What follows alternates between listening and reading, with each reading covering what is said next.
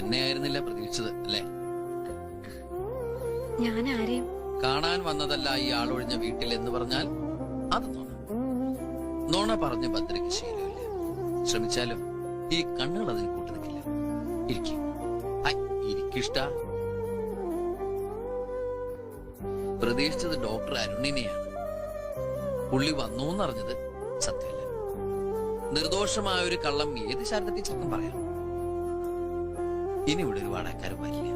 കാരണം ഞാൻ വാങ്ങിച്ചു. പണം കൊണ്ട് എന്തെല്ലാം വാങ്ങിച്ചു കൂട്ടാല്ലേ. ഒരു പെൺകുട്ടിയുടെ ഹൃദയൊഴുകി എന്ത്.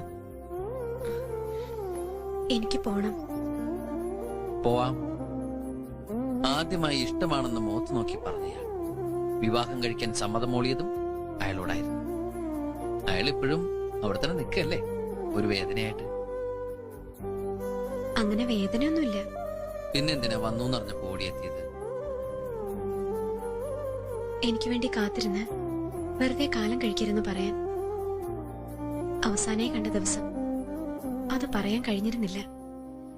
എനിക്ക് വേണ്ടി കാത്തിരിക്കണ്ടെന്ന് പറയാം, കൂടെ വരാൻ ഞാൻ ഒരുക്കോണെന്ന് പറയാം.